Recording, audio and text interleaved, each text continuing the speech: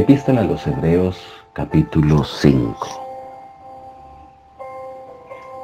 Siguiendo la secuencia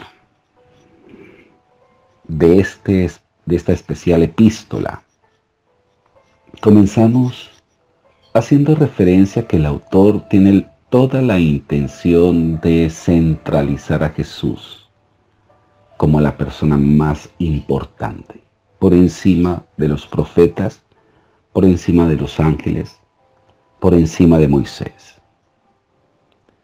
En este capítulo 5 va a ver la importancia en cuanto a su oficio sacerdotal como el máximo jerarca del sacerdocio. En el capítulo 4, verso 14, por tanto, teniendo un gran sumo sacerdote que traspasó los cielos, Jesús, el Hijo de Dios, retengamos nuestra profesión. Porque no tenemos un sumo sacerdote que no pueda compadecerse de nuestras debilidades, sino uno que fue tentado en todo según nuestra semejanza, pero sin pecado. Acerquémonos pues confiadamente a ese trono de gracia, todo por ese sacerdocio tan eficaz como el de Jesús. A ese trono de gracia para alcanzar misericordia, hallar gracia para el oportuno socorro. El papel que juega el sacerdote es de los hombres hacia Dios. El comisionamiento de un sacerdote no es traerle al pueblo palabra de Dios, sino llevarle las situaciones, debilidades y ser ese intermediario entre el hombre y Dios. El sumo sacerdote se hace como hombre, muestra sus debilidades, se convierte en ese intercesor. Diferencia al profeta. El profeta es de Dios hacia el hombre, trayendo palabra de Dios al hombre, pero el sacerdote es todo lo contrario. Y eso hay que tenerlo muy bien en cuenta, porque el papel sacerdotal tiene como comisionamiento ser un intercesor a favor del hombre, de la condición débil del hombre.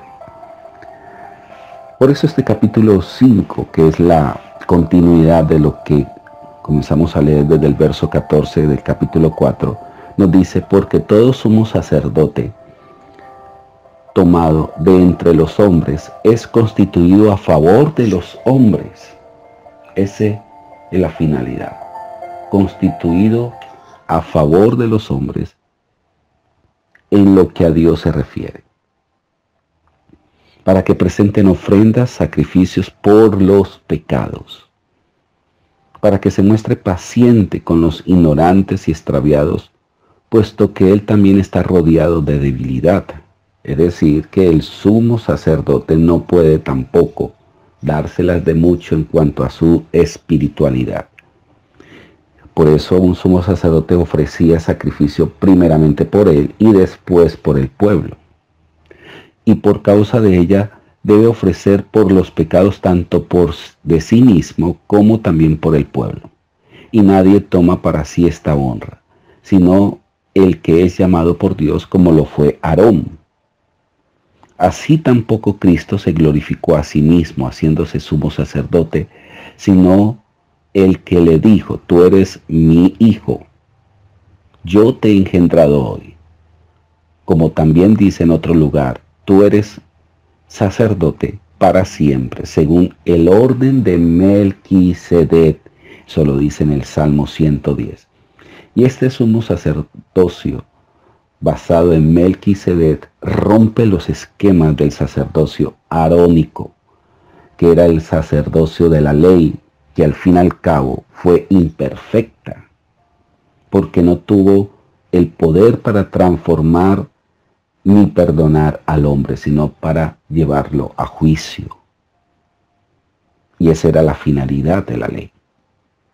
Pero el sacerdocio de Melquisedec, que solamente se nombra en Génesis 14, y se cataloga como un personaje enigmático, y hay mucha tela por cortar en este sacerdocio de Melquisedec, que fue rey y sacerdote. Para su conocimiento, Bajo el sacerdocio levítico, los levitas no podían ser reyes, no podían ejercer el papel del reinado. No les era permitido. Es decir, que la ley lo que hizo fue dividir los gobernantes y los sacerdotes aparte. Pero en Melquisedec se unen los dos oficios. Podríamos decirlo de esta manera. El primer sacerdocio que se nombra en la Biblia fue Melquisedec en el libro de Génesis 14. Rey y sacerdote a la misma vez. Abraham se le presenta y le lleva todos los diezmos de lo ganado en el botín de guerra. Este le da pan y vino, que son las dos sustancias del cristianismo, pan y vino. Jesús tomó pan y tomó vino. Y ese pan y vino tiene que ver con redención y tiene que ver con provisión. También ese pan y vino representa la sangre de redención y significa el cuerpo de Jesús. Este sacerdocio es de acuerdo a Jesús. Es decir, que en la gracia el sacerdocio debe de cambiar. Nosotros estamos bajo el orden de Melquisedec. Por eso la Biblia dice que Dios nos hizo reyes y sacerdotes a la misma vez. Linaje escogido por Dios, nación santa, real sacerdocio. Primera de Pedro 2:9. Y Cristo en los días de su carne, ofreciendo ruegos y súplicas con gran clamor y lágrimas al que le podía librar de la muerte, fue oído a causa de su temor reverente. Y aunque era hijo, por lo que padeció, aprendió obediencia. Uno de los nombres que vemos en la genealogía en Génesis 5 es Enoc, donde mostramos cómo Jesús está en toda esta genealogía de Génesis 5. Y Enoc, siendo el séptimo, significa el que aprende obediencia. Jesús en su humanidad, en su naturaleza sin pecado, pero esa naturaleza contradictoria, tuvo que aprender a obedecer. Él tuvo que estar sujeto por el Espíritu Santo a Dios y tuvo que obligar a su misma carne a obedecer a Dios. Por eso dice que aprendió a obedecer, a obediencia. Y habiendo sido perfeccionado, vino a ser autor de esa eterna salvación. Por eso Él es digno de ser glorificado, de ser exaltado, es la máxima expresión, el máximo modelo, nuestro centro, nuestro motivo, que Él se lleve toda la gloria y la honra, más de Él, 100% de Él y 0% de mí. Con Cristo estoy juntamente crucificado, y no vivo yo, Cristo vive en mí. Y fue declarado por Dios sumo sacerdote según el orden de Melquisedec. Y esto es para volverlo a resaltar, según el orden de Melquisedec. Nosotros no podemos traer a nuestros altares el sacerdocio arónico.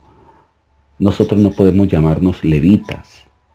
Nosotros somos de acuerdo al orden sacerdotal de Melquisedec, que está confinado a ser rey y sacerdote a la misma vez. El sacerdocio es lo que hace que el reinado, porque el reinado es para la tierra y el sacerdocio es la eternidad. Y todo lo que nosotros hagamos aquí en la tierra debe de estar confinado bajo el sacerdocio. Si el sacerdocio se va al piso, el reinado se va al piso. Nuestro éxito ministerial, empresarial, todo lo que hagamos en esta tierra tiene que ir confinado a un excelente sacerdocio, porque con el sacerdocio es que yo ofrezco a Dios holocausto, ofrezco mi vida, ofrezco a Dios lo primero, ofrezco ofrenda a Dios, me presento mi cuerpo como sacrificio al Señor. Acerca de esto tenemos mucho que decir y difícil de explicar. Es decir, que esto es una consigna bastante profunda, por cuanto os habéis hecho tardos para oír. le está hablando a los hebreos, porque los hebreos tenían en su mente, en su corazón, siempre ese sacerdocio arónico, ese sacerdocio basado en la ley, pero nunca para ellos esto era nuevo. Un sacerdocio nuevo basado en Melquisedec. El único que pudo percibir esa gran revelación fue David, que escribe el Salmo 110. El orden de Melquisedec. Porque debiendo ya ser maestros, después de tanto tiempo, tenéis necesidad de que se os vuelva a enseñar cuáles son los primeros rudimentos de la palabra de Dios. Habéis llegado a ser tales que tenéis necesidad de esa leche y no del alimento sólido. Y todo aquel que participa de la leche es inexperto en la palabra de justicia porque es niño. Pero el alimento sólido es para los que han alcanzado madurez, para los que por el uso tienen los sentidos ejercitados en el discernimiento del bien y del mal. Y aquí hay una enseñanza para extraer. El discernimiento es producto del uso de la palabra que se adquiere con madurez, donde se ejercitan los sentidos espirituales y a través de ese ejercicio viene ese discernimiento, qué es lo bueno y qué es lo malo. Nadie sin el poder de Dios, sin la unción, puede discernir qué es lo bueno o qué es lo malo.